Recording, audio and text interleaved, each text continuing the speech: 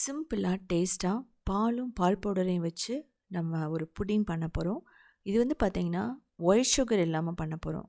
அதாவது வெள்ளை சர்க்கரை இல்லாமல் நம்ம வெல்லத்தை வச்சு பண்ண போகிறோம். குழந்தைகளுக்கு ஈவினிங் ஸ்நாக்ஸாக கொடுக்கலாம். 2 நாள் வரைக்குமே நீங்கள் ஃப்ரிட்ஜில் வச்சுருந்தீங்கன்னா கெட்டு போகாது.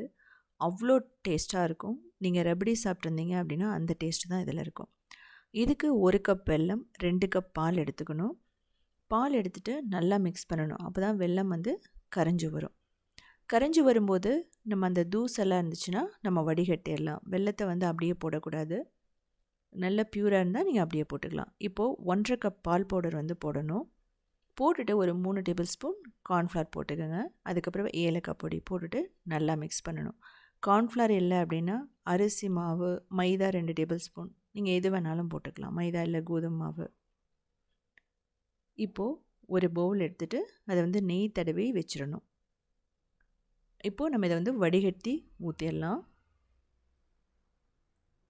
இது வந்து நல்லா கேரமலைஸ் ஆகி டேஸ்ட் ரொம்ப சூப்பராக வரும். இதுக்கு ஆயிலெல்லாம் எதுவுமே தேவையே இல்லை. ரொம்ப நேரம் மிக்ஸ் பண்ணணும்னு அவசியமே இல்லை. நம்ம வேக வச்சு தான் எடுக்க போகிறோம்.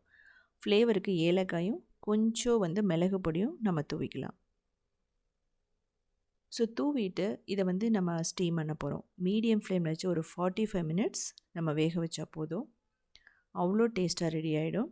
உங்களுக்கு அலுமினியம் ஃபாயில் இல்லை அப்படின்னா நோ ப்ராப்ளம், மேலே ஒரு தட்டு போட்டு மூடிடுங்க. இல்லை ஓப்பன்லேயே கூட நீங்கள் வேக வைக்கலாம்.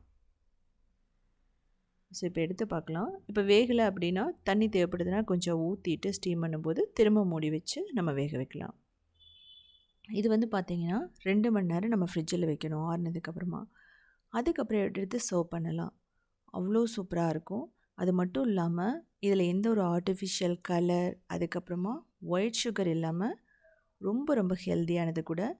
ஸோ குழந்தைகளுக்கு வந்து பார்த்திங்கன்னா போன் ஸ்ட்ரென்த்துக்கு ரொம்ப நல்லது. ஸோ இதே மாதிரி சிம்பிளான யூனிக்கான ரெசிபிஸ் வேணும் அப்படின்னா நீங்கள் உத்தமி கிச்சனை ஃபாலோ பண்ணலாம்.